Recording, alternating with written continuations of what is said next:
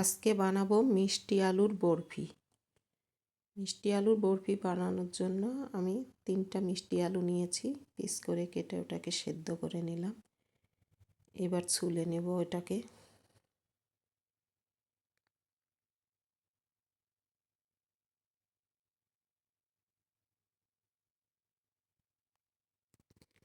ছোলা হয়ে গেছে, এইবার আমি এটাকে মিক্স করে নেব, হাত দিয়ে মেখে যেন গোটা না থাকে।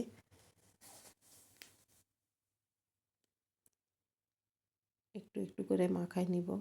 এটা হালুয়া হবে তো, যার জন্য গোটা থাকলে ভালো লাগবে না।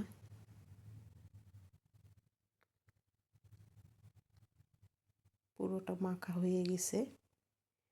এইবার আমি ফ্রাই প্যানের মধ্যে আমি দিয়ে দিলাম ঘি, সঙ্গে দিলাম ডালচিনি, 2টা এলাচ থেতো করা।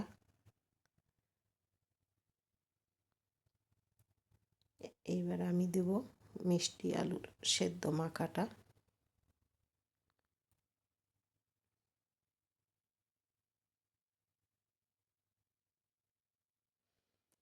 একটু নাড়াচাড়া করে এটাকে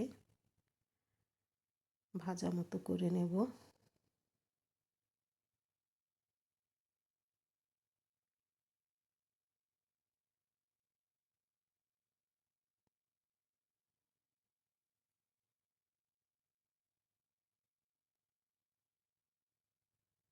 একটু একটু লাল মতো হয়ে আসছে, যে খুব সুন্দরভাবে ঘির মধ্যে একটু হয়ে গেল ভাজা।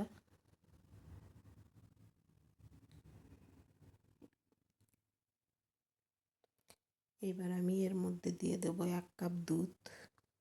হালুয়া মানে তো দুধ লাগবেই।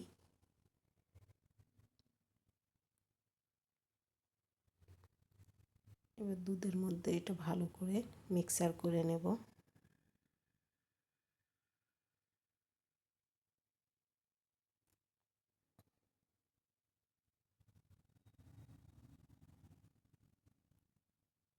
এবার দিয়ে দিলাম আমি দুধ পাউডার আর একটু ফুড কালার।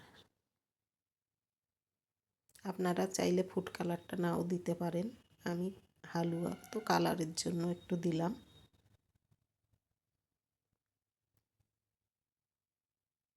এটাকে আবার ভালো করে মিক্সার করে নেব। প্লিজ আপনারা কমেন্টে জানাবেন, আমি নতুন করছি, কোথায় ভুল হচ্ছে বলে দিবেন, আমি ঠিক করার চেষ্টা করব।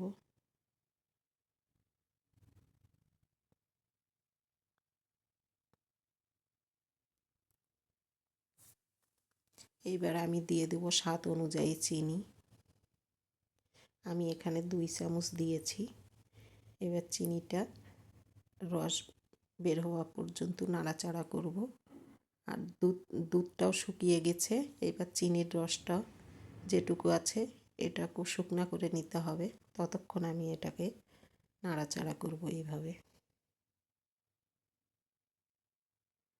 প্লিজ যারা দেখছেন একটু লাইক করে দেবেন আর সাবস্ক্রাইব করবেন যারা নতুন আছেন। এবার আমি দিয়ে দিলাম ঘি 1 চামচ। ঘি দেওয়ার পর আবার একটু নাড়াচাড়া করে নেব, এটাকে ঘির মধ্যে মিক্সার করে নেব। কত সুন্দর হালুয়া তৈরি হয়ে গেল।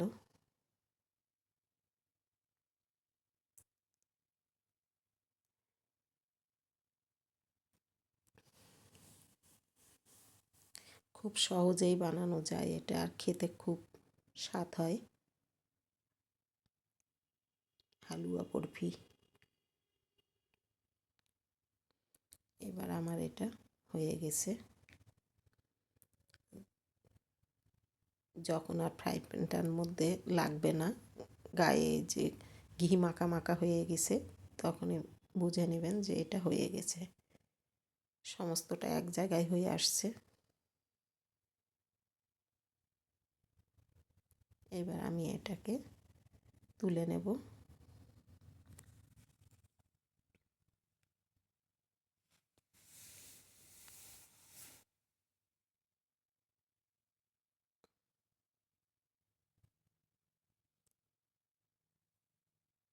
এটা ঠান্ডা হয়ে গেলে আমি একটা বক্সের মধ্যে এটাকে দিয়ে দিলাম।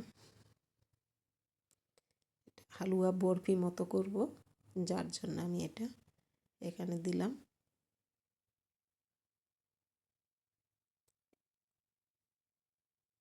দিয়ে উপরটা সুন্দরভাবে একটা ডিজাইন করে দিলাম।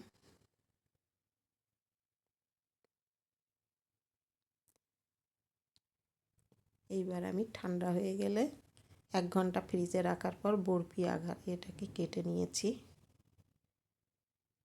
দেখেন কত সুন্দর হয়েছে।